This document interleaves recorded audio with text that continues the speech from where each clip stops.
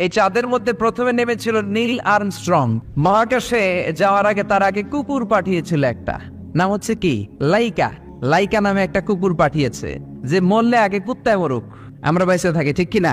নাসার বিজ্ঞানীরা আগে কুকুর পাঠানোর পরে দেখেন আসে বেঁচে থাকে না, কারণ আপনি মাধ্যাকর্ষণ শক্তির বাইরে গেলে ওখানে কোনো বাতাস নাই, ওখানে কোনো আওয়াজ নাই, ওখানে কোনো অক্সিজেন নাই, বাঁচার পরিবেশ নাই, চিল্লায় বলেন ঠিক কিনা?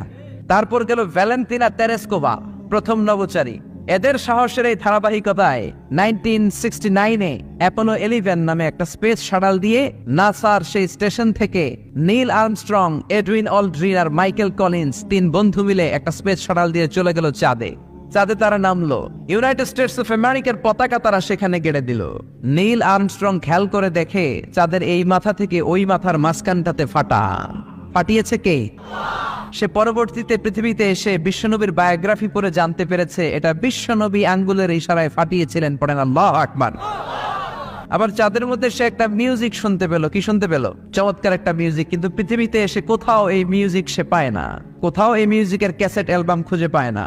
পরে আমেরিকার একটা প্রেয়ার হলের পাশ দিয়ে সে হেঁটে যাচ্ছে, হঠাৎ দেখে ওই মসজিদের ভেতর থেকে ওই মিউজিকটা বাজে যেটা সে চাঁদে শুনেছে। মসজিদে ঢুকে দেখে একজন লোক কানের মধ্যে দুই হাত দিয়ে এই মিউজিকটা বাজায়। আসলে এটা কি মিউজিক না আজান?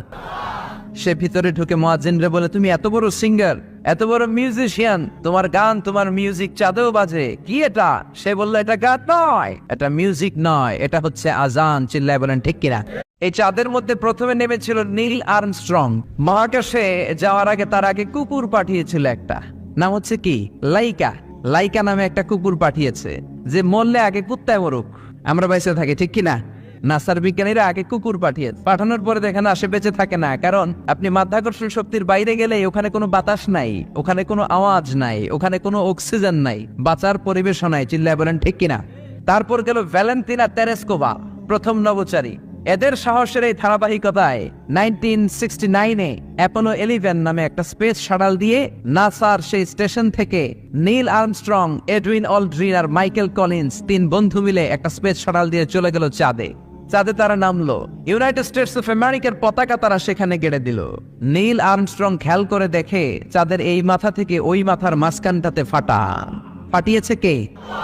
সে পরবর্তীতে পৃথিবীতে এসে বিশ্বনবীর বায়োগ্রাফি পড়ে জানতে পেরেছে এটা বিশ্বনবী আঙ্গুলের ইশারায় ফাটিয়েছিলেন। পড়েন আল্লাহু আকবার। আবার চাঁদের মধ্যে সে একটা মিউজিক শুনতে পেল। কি শুনতে পেল? চমৎকার একটা মিউজিক, কিন্তু পৃথিবীতে এসে কোথাও এই মিউজিক সে পায় না, কোথাও এই মিউজিকের ক্যাসেট অ্যালবাম খুঁজে পায় না। পরে আমেরিকার একটা প্রেয়ার হলের পাশ দিয়ে সে হেঁটে যাচ্ছে, হঠাৎ দেখে ওই মসজিদের ভেতর থেকে ওই মিউজিকটা বাজে যেটা